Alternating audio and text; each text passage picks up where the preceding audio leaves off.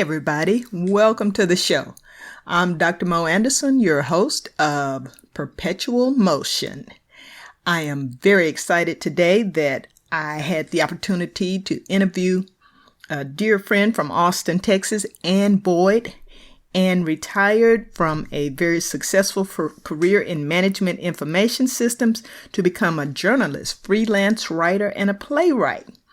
In this interview, we discussed a wonderful audio play that she did as part of Austin Community College's Radio Pandemic series called Tales from the Congress Avenue Bridge. That's the famous Bat Bridge there in Austin, where I've spent a lot of time whenever someone came to visit me. But Season 1, Episode 9 featured this audio play written by our guest today, Ann Boyd. We discuss it in the interview in our chat, but I thought I'd just begin with the audio play, which you'll hear us reference. Please stay tuned for the interview because it's just as entertaining as this audio play. Your best interest. Now, I will warn you, if there are young children in the room or people who act like young children, you need to dismiss them now. There's some language here that's not suitable for young kids, and normally my stuff is very, very G, but I didn't write this. It's funny though, and I think most of my listeners are adults anyway, so you've been properly notified. Here we go. Your Best Interests, written by Ann Boyd and performed by Christina Blake, Ajwa Danielle Neal, and Lilia Mackey. Scene: interior of a high-end car in the middle of the Congress Bridge. Yeah, but let me finish telling you the story first, Imani. So I say to him, "For fuck's sake, let me in!" What? Judith, you did not say that to your new man. No, sorry, Imani. That's not part of the story. It's this traffic. I've been on this bridge for almost 10 minutes. I got one asshole in front of me driving 3 miles an hour and another one to my left who won't let me into his lane. You must be on Congress. Seems like everybody slows down up there. I know, right?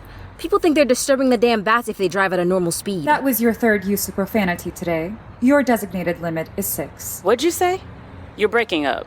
Hold up, sis. I think my new car's talking to me. Ooh, fancy. As much as it cost you, I bet it has some important shit to say. Stock tips, relationship advice. Ask it if it knows why this keto thing ain't working. Girl, shut the fuck up so I can hear it. That was your 4th use of profanity today. Your limit is 6. Limit? What are you talking about? That was your 5th use of profanity today. Your limit is 6. One more and you will be One more out. and what? Careful, Jay. It might wash your mouth out with soap like Mama used to do. She always said that mouth would get you into trouble. Well, this is the mouth that made me CEO, and Mama ain't complaining about it now. No, she's too busy bragging about that house you bought her. Yes, you have to accept that your big sister is a grown-ass, boss-ass woman in America. And no machine can tell you what to do neither, okay? That's right. So listen here, Car. I own you, and no fucking hunk of metal is gonna... Limit exceeded. What's happening, Limit Jay? exceeded. Are you okay? What the hell? Let go, you piece of shit! Move! The light changed and the car won't move, and now it's going crazy. Girl, how did you break your car already? You just got the thing this morning. I didn't do anything. I was driving like I normally do. Well, you made it mad. Maybe you should call somebody. You want me to call somebody? I should call somebody.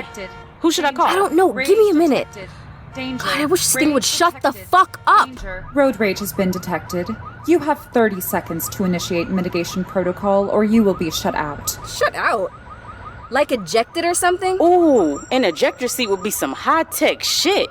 Kick you right out the car, over the bridge, into the water. Can it do that? I'm not sure what it can do. What's the manual say? I don't know. It's in the car's internal systems. The salesman was gonna show me how to access it, but I told him I'd have my assistant figure it out 15 later. seconds until shut out. Okay, I've got to stop this. There must be a button or a command or something. I did not spend all this money to be bossed around. Fuck! Violence is not an acceptable response and will not be tolerated. What happened? The damn car attacked me! We have only your best interest at heart and will protect your investment. Do you wish to initiate mitigation protocol? Man, fuck! I mean, yeah, initiate the whatever. Engine going offline. No, you can't shut down Initiating here! mitigation protocol. I'm in the middle of the Running bridge. driver diagnostics. Ugh, please be quick about it. Some guy just gave me the finger and he won't stop We staring. detect that your heart rate is elevated and your palms are damp. Is there a problem? Of course there's a problem. I'm stuck in the middle of Congress Avenue Bridge with no air conditioning in July and my car turned itself Restarting off. climate control. Is that better? We have only your best interest at heart. We are programmed to serve. Then please let me go when the light changes again. Non-responsive. No physiological change detected. Initiating massage protocol. Your car has massage? Okay, car. This is nice and all, but I have places to be. Is it shiatsu or Thai? No physiological change detected. Initiating music protocol. Wow, Jay, that's your favorite station. How did it know that? Yeah, it really is something. But not as good as letting me go home. Sequence complete. Good. Can I drive home now? Hello? $162,000 car? Answer me! Fine. Ignore me. I'll leave your ass on this overpriced ass bridge and take a lift home. For your safety, you must remain inside. Is that understood? Breathe. Judith, what's going on? Is it ejecting you? Amani, please lower your voice so that I may hear Judith's response. Judith, the car's talking to me now. Wait until I tell Mom. She won't believe it. Amani, if you are not quiet, I will be forced to disconnect the call. Judith, I need a verbal response from you. Do you understand why you must stay inside? I understand. Are you okay? I'm fine, but efforts at mitigation have failed. Driver disposition remains unacceptable. Heart rate levels are elevated. Blood oxygen levels had decreased slightly, but are now within normal ranges. Because you tried to strangle me with my seatbelt! We have only your best interest at heart. Safety is paramount. We are not programmed for asphyxiation, only restraint. It was your extreme response that determined the tension levels. It's best that you rest and remain quiet for the duration. For your safety, you will now be shut out. What the fuck do you mean for my Initiating safety? sedation protocol. Judith, are you there? We have switched to autonomous driving mode and will deliver Judith safely to her home using a route of our choosing. She has been sedated to ensure she does not touch the steering wheel, clutch, accelerator, or brake. Had we not taken this precaution, any attempt to take back control of the vehicle would have been met with countermeasures. We have only her best interest at heart. Dang, that is some high-tech shit. Yes, Amani, we are filled with high-tech shit. Thank you for joining the show and welcome. We're excited to have you. Well, I'm excited to be here. Thank you, Mo. I invited you to chat because you have demonstrated a remarkable ability, and I don't use that word often, to change lanes during the course of your careers. We met many years ago. Won't say when, but it's been a minute, when you were freelance writing in Austin. And I thought that it always been your career until we got to know each other a little bit. And I learned that you retired from a career in technology. So let's start there and work our way up to the amazing things you're doing right now. As you know, I'm a STEM girl too, majored in biology, went to dental school, and really love STEM people. So I'm interested. I know a lot of my people are STEM people listeners. So I want to know about your undergrad major and what you did in the tech space. Well, I want to back up just a little bit because when I went to college, my idea was I was going to be an actress. I already had space in my mind for my Oscar or my Emmy or my Tony. But after the first year, I had a lot of trouble finding a summer job. And I was working my way through, as you could do then without, going deeply into debt. Right. So I had to take a semester off and I decided I didn't want to be poor anymore. And I'd always been good in school, science, math, all that kind of stuff. Mm-hmm. So I asked people, what major would make me a lot of money? And everybody said management information systems. So when I went back to school, I changed to management information systems and I got job offers before I left. Everybody was right. You could make a lot of money at it. I worked first as a consultant at Accenture, which is an international consulting company. Oh, yeah. And then I worked locally at a super regional bank that at the time was called Norwest, but now is Wells Fargo. I worked for their technical arm in their networking group. Smart, very smart move. And I love that any of you out there considering your college careers, education, or a change of careers, it is a very good idea. You know what your strengths are, but it's a good idea to ask people, hey, what's got a future? You know, like, for example, we've got so many driverless trucks right now. Young man was telling me he was thinking about going into the trucking business. I'm like, well, you know, if you look at what's happening out on the West Coast, you got to think about that industry. So that just shows how smart you are. Good advice. Good advice. Ask what is a field that's booming, and recession and COVID proved too that. So you did that for how many years were you in that field? 14 years. 14 years. And then you were able to retire at a young age, which says you were able to manage your money as well as technology. And kudos to you for that. And you started writing, or were you started studying writing, or you were writing and then you decided you needed to study writing? You know, if you'd asked me when I was in high school or college or graduate school if I could write, I probably would have said no. But while I was working, I was on a project, a process reengineering project. And as part of the communication to the company, we started a newsletter. And through that newsletter, I found out that not only was I a good writer, but I really enjoyed writing. And there were a lot of stories I wanted to tell that didn't have anything to do with work. So my thought was, when I retired, that I would write children's books about history. But then I found out I really wasn't that interested in it. It happens. Right. But I was still very interested in history. So I tried my hand at a couple novels, and then I decided maybe I should get a little training in that.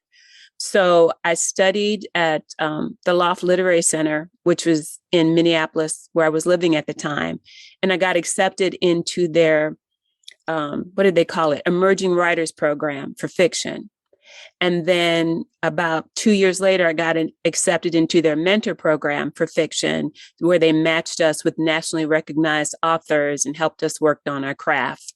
And that culminated, actually, both of those programs culminated in public readings. Wow. But who you matched with? I'm got to jump in there. That's interesting. I've never heard of it. I wish I could remember. It's been so long. I do remember one name was a poet. Her name is, and I'm going to butcher it, so forgive me. If she's listening to this, I'm sure she'll be pissed off. Is I? I'm sorry, I cannot remember the other people. That's okay. I kind of sprung that on you, but I didn't know that. So that's could have looked it up, because I still have records from that. But they were people that I hadn't read, to be perfectly honest. And I'm actually not much of a poetry reader. I think I'm very well read, but I think it's a very hard thing. I appreciate the discipline that goes into it and the craft of it. I understand. No apology needed. Amanda Gorman has brought poetry back into the forefront with her wonderful, wonderful poem she did at the president's inaugural. And I'm a poetry lover, try to write a little bit, but it is not for everybody, and not anything I've ever tried to pursue, because that's a tough one to become successful at. You said something, I'm going to back up. You said that you wrote for the newsletter for your company when you were still in the tech space, and you realized that you were a good writer. A lot of times people think they're good at something, whether it's drawing or playing ball or writing, but how did you confirm that? Were you getting feedback from colleagues? What made you say that? Oh yeah, I got a lot of feedback from colleagues about that's really interesting. Even like some of the memos I wrote, because I try to be a little more creative.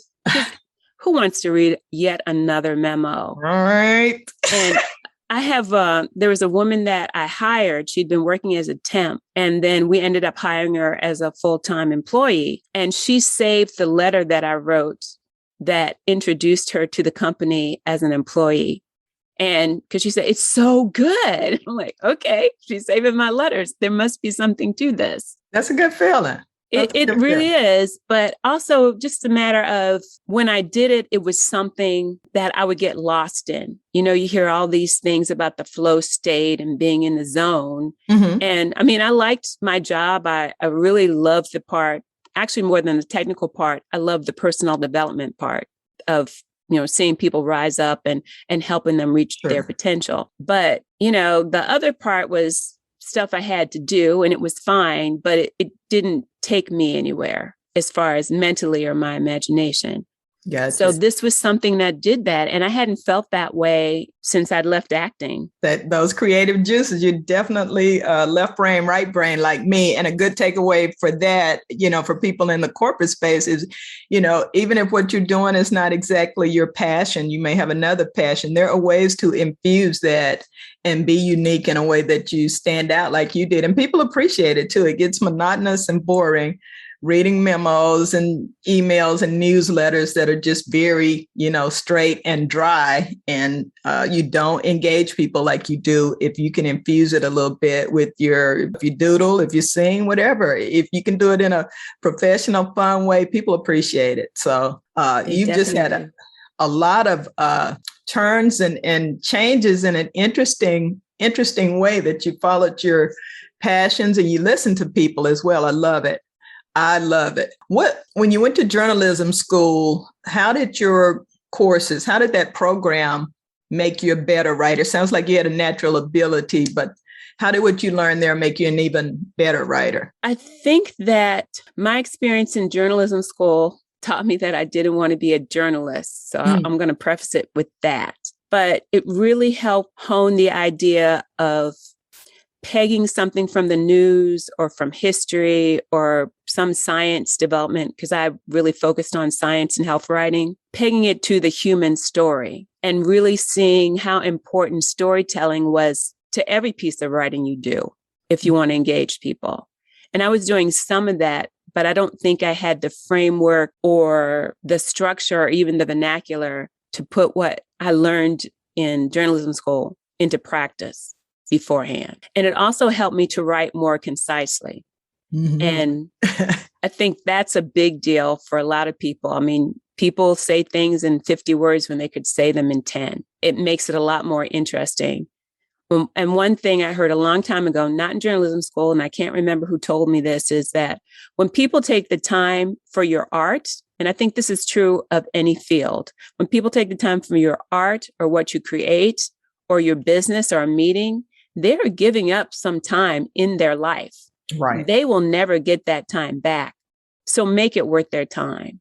Right. Absolutely. That's a common saying I have after certain meetings is, there's 3 hours of my life I'll never get back because it hasn't always been the highest and best use of my time, but you don't know that until after the fact. So the onus is on the facilitators to make sure that was a good investment of time. You are just a wealth of good pointers and helpful takeaways for folks who are just, at every point in our life. I mean, there's an opportunity to move into a new space, to just keep our own selves engaged and excited about life and not be bored and burnt out. And I love the way you've gone about it. So you've written, you got your journalism school background, you've got all of these things that you've learned, and you start putting them together in your writing career as a freelance writer. You've written articles, critiques, profiles for numerous publications. Who are some of your most memorable interviews or topics that you've written about? I think the number one, and really the only one worth talking about is for this particular question, I think is Anna Deavere Smith, because she's a hero of mine. As far as being a writer and a social activist and doing work that's really meaningful. And she's also just a really nice person. She's very generous with her time and she's got a lot of wisdom. She's done a lot of things in her life. For people who aren't familiar with her, tell them a little bit about her. Well, she's a writer, an actress. People probably remember her most from The West Wing. She also did on HBO, I think it was 2 years ago, a piece called, I can't remember the name of the piece. It's a stage play too, because they staged it here and it was really good. Well, they can find it on IMDb. Okay. But, they can find a lot about her on IMDb. Also, she was in, I think the most recent thing I've seen her in is in Blackish. She plays Rainbow's mother. Mm-hmm. Mm-hmm. I love West Wing too. I'm just smiling just from you mentioning that. That was such a phenomenal series too, and she was great in it. Yeah, she was. And I remember when I interviewed her, people kept saying, "Oh, the woman from West Wing? Right. Right. That's how I know her. Like, then they get all excited. And then some of my other interviews have been with some artists. And I'm sorry, it's been a while since I've done anything, so I don't have a lot of names, but Anna Deavere Smith obviously is top of mind. So I felt like I needed to mention her. Understood. And you're like me, you're forward looking. I don't spend a lot of time thinking about what I did in the past. I've had a few career changes myself, around practicing dentistry, and it's hard. And right now you've got a lot going on, which we're going to be talking about. You guys have to hear what she's got coming up. It's exciting. It is exciting. I'm just trying to take you down step by step, the milestones of this amazing woman. So you'll be prepared for what's coming and know that it's going to be great, just like I do. So it's all coming together for me. You're a playwright now. Mm-hmm. Someone who wanted to be an actress, didn't know that many, many moons ago, but you're kind of on the other side of that. An exciting new area that you're pursuing, not completely new, but different area. What prompted you to get into playwriting? I realized that writing the fiction, the journalism, the going back and getting a master's degree in journalism, all of that was just circling around what I really wanted to do. And what I really wanted to do was theater. And I came to that conclusion, the same year we had this little pandemic thing, maybe the year before. And I signed up for a playwriting class, actually, and did a couple, and was pretty prolific, more so than I'd been probably the 5 or 10 years before. I think I wrote more plays in 6 months than I wrote in the last 5 to 10 years of varying lengths and for various media.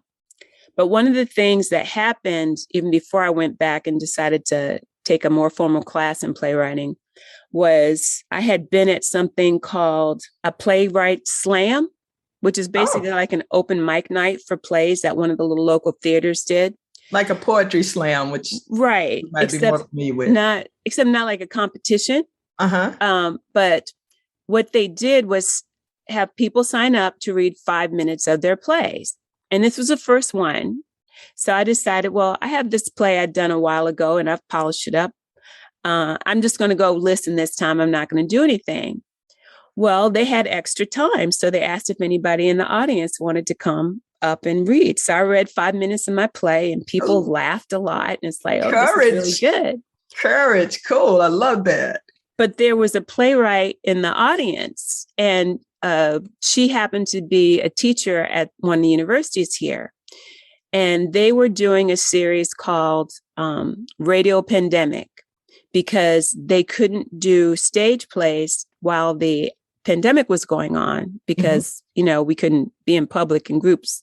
Right. And so they decided they would do audio plays. So they were looking for people in the community who were playwrights to write plays for them. So they contacted me, which was a big surprise. I'm like, who knows who I am? And they commissioned me to write a play. And that became the one that you liked so much, called In Your Best Interests. Yes, I love it. It's so funny. Thank you. I think it's funny too. I listened to it again after you mentioned that you would interview me. So it's like, that's even better than I remember, which is always a nice surprise. I didn't know the story behind it. There was a spot near me when I lived in Austin on Congress where you could go and do readings. And I do recall people reading plays now. There was poetry. It was a mixture of things. So that's exciting. Again, about just, stepping out, going beyond your comfort zone, being spontaneous. We just cannot get so old and so conservative and so stuck in a rut that we're not willing to try something new. Now, I do want to know, you intended for people to laugh. Were they laughing where you wanted them to laugh? Because I've gotten up and done readings and people were laughing and it wasn't supposed to be funny sometimes, but you just play it off. Yeah. Yeah. It's, I think the play is really funny. It's called Google Me, and it's about a couple and the wife wants to be more adventurous with sex. Can I say sex on your podcast? Heck yeah. You say whatever you want. Yeah, she wants to be more adventurous with sex because she's worried about the state of her marriage. Her husband, though, is fine with things the way they are. But that's a switch right there. Yeah, it is. But so it's the first scene, which is what I read. She wants to do a little role play with, you know, a little spice in it. But she likes science fiction, so she's like the alien princess. But anyway, yeah, they laughed a lot. They laughed at the right places. And you don't get that kind of reaction from everything you do. I mean, there's something about people laughing at stuff when you intend them to laugh at something that really feels good. It does. It does. And that was, to my point, was, you know, that reaction and knowing, I mean, we both know how it feels to be sitting up in your study by yourself. And you know, you hit that line and you're laughing to yourself and you think it's funny, but is it going to be funny to anybody else? I don't know. I'm cracking myself up in my head. So to read out loud and have people respond and engage, and I am really missing, live in-person events. Zoom is wonderful. Virtual, I'm reaching people I never would have reached before. But gosh, that energy and that instant feedback is a beautiful thing. And I hope we get back to it soon. And so you've had your work produced. They reached out to you. You've done In Your Best Interest. They were going to talk about in a second, but I know how thrilling it is to get your first book, first play, first poem, first article published or produced. What was it like for you? Do you remember how you felt when that was produced and published and you could share it with friends? Well, my first play I had produced was 15 years ago. Oh. And it felt incredible. It's like you had a kid and he graduated college, or she graduated college, or they, and they became a Rhodes Scholar, bought you a house, won a beauty contest. I don't know, just everything you could imagine. It's really thrilling. Even if it doesn't go the way you want it to, it's just really, really thrilling. And the thing about a play, as opposed to writing a book, when a book is done, you're done. You've done everything. With the play, once you finish writing, it's only just really beginning its journey, because the director gets a hold of it and the actors get a hold of it and they have an interpretation. And then even when it gets in front of an audience, the audience has an interpretation. And because it's done multiple times, the play can be different every night, and it may not be what you thought it would be. Wow. And it might even be better. Never thought about that. And we can think about whether it's Shakespeare or Lin-Manuel Miranda.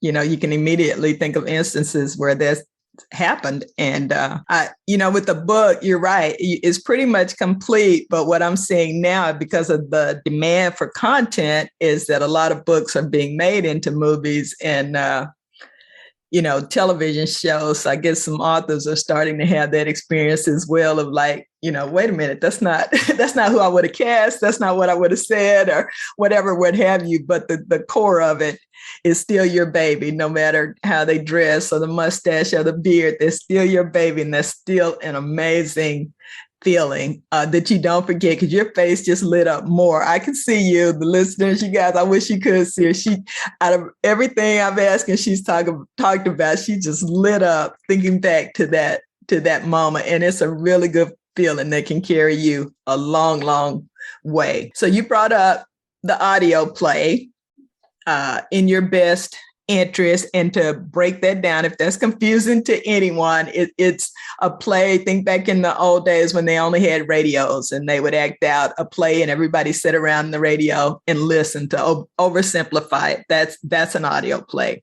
She has one called In Your Best Interest. I'm going to drop a link in the show notes, in the comments. You have to hear it. It's only about 8 minutes, but it's about a woman having road rage in a driverless car in my favorite city, Austin, my favorite city in the United States, correction. And the car ain't having it. She's trying to have road rage, but the car ain't having it. Normally cars do what you tell them to, not to give it all away, but you got to listen to it. It's funny and prophetic, perhaps, of things to come. Would you just tell us a little bit about how you came up with such a creative concept? I wish I had like this story about how I was struck by inspiration. But as writers, you get ideas and you write them down and you put them away and you forget about them until something happens. So in this case, when I got asked to do the commission, I was like, well, what am I going to write about? And their only stipulation was the Congress Avenue Bridge had to be involved. So I thought, okay, bridge, driving. And then I went through my file and I saw this note I'd written, I don't know, maybe 2 years ago that said, what if a car took over when you got road rage? And I think part of it is I don't ever want a driverless car, but because I really like to drive. Mm-hmm. So I just worked with that. And one thing just led to another. And then we also had a time limit. It couldn't be longer than 7 minutes. And okay. I think mine is like 6 something. I can't swear to that. Yeah. And I wanted it to be funny. You accomplished all of those. And I watched it again on YouTube. And part of the 8 minutes I said, I think it's them introducing it and so forth. But it's really short. It's really uplifting. If you're having a tough day and you got a moment, check it out. And I'm going to try to add it. You sent me the MP3. I'm going to try to see if we can add it so they can just hear it here. But if they want to share, I'll have the YouTube link as well. Okay. So, I might put it on the Facebook page too, but we'll see. Okay.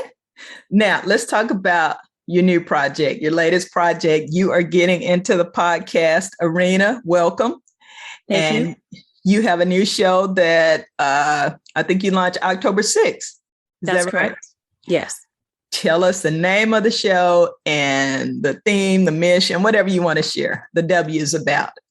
Okay. The name of the show is Who's Running the Show?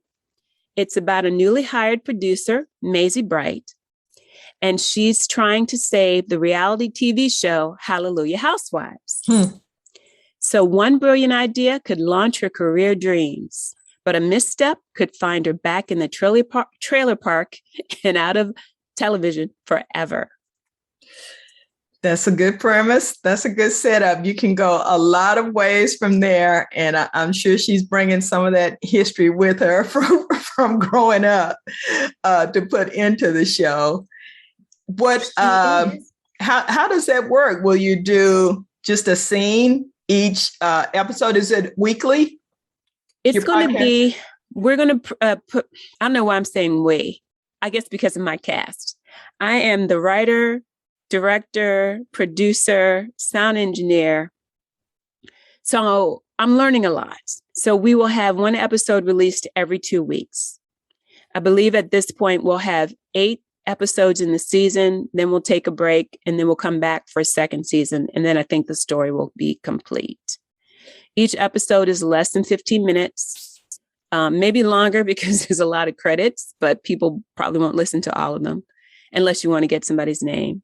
Right. It's cast with local actors here in Austin. I have some amazing talent in this city. So I'm glad to be able to utilize some of that. Yeah, Austin, so many creatives. I miss that. They're calling it the Silicon Valley of the South, but it was and still is a mecca for artists. How will you, I'm trying to visualize this, will they call in, or are you going to try to meet in person and sit around a table? How are you going to do that with what's going on right now? We're still kind of we've got 3 episodes pretty much done already. What happens is the actors, for the most part, do the recordings remotely and send them to me. Since it's all audio, that's easy to do. Okay. And we do have some rehearsals, but we do it via Zoom because we're trying to be safe and really concerned about health. And so far, that's worked pretty well. We haven't had as many rehearsals as I would like because the first episode, there were 12 people involved. Oh, wow. And it's a lot. It's a lot. The other episodes will not be as complicated, but there was a lot going on in the first episode. And so far, it's working out pretty well. I expect by the time we launch on the 6th that we'll have 5 episodes done, which is good. I have the first 5 completely written. I've started on the 6th. And like I said, the season will be 8 episodes. You are prolific. People can download it from their favorite podcast sites, whether that be iTunes or Spotify or Stitcher. It's free. If you've never used or done a podcast, but I'm assuming if people are listening to you, they know how to get to podcasts. Ask a friend. And if you like it, which I'm sure you will, please tell a friend or two friends about it, because this is an independent production. We don't have sponsorship. We don't have commercials. We just have created some entertainment for people that we hope will brighten their day. I wish you much success with it. You've got history we've just gone through of success. It looks like everything that you set out to do. And as I said from the start, is very, very inspiring. And I just know your new podcast is going to be very popular with lots and lots of downloads. Yes, like, comment, subscribe, and share. Her podcast, my podcast, any artist that you like, anybody doing something you like, that's what gets the SEO up and the algorithm. Don't just like it, but do something with it. Share it, and talk about it. Well, congratulations to you on a new podcast. Who's running the show? And I hope you'll come back, and when you're getting ready to start your next one, next series, and we can talk about that as well. October 6th, folks, mark your calendar, and we'll have a link here as well so that you can follow Ann as she goes on this new course, and we can all learn and grow and laugh with her. Before we go, tell everyone how to contact you. The podcast will be up October 6th, but if they want to do an interview, talk to you about any of the subjects we discussed today, or connect with you, what's the best way to reach you, Ann? I'm actually going to give people my personal email, if that's okay. Hey, it's up to you. And that's aboyd, ABOYD 711 at mac.com. And we'll include that in the comments as well, because just like those people heard you read that night and someone followed up and wanted to produce, we want to make sure that they can find you, because you are one interesting, amazing person. Thank you so much for joining us today. And Boyd, it has been a pleasure, a great pleasure hearing about the course of your careers. Well, thank you, Mo, and thanks to all the listeners. I really appreciate it. Thank you all for tuning in to Perpetual Motion with Dr. Mo Anderson. I hope you enjoyed this episode. Please like, comment, and subscribe to the podcast and my YouTube channel. And visit my website at drmoanderson.com for more about my books and workshops, or to schedule me as a speaker for your next event. Until next time, renew, review, and renew. Thank you.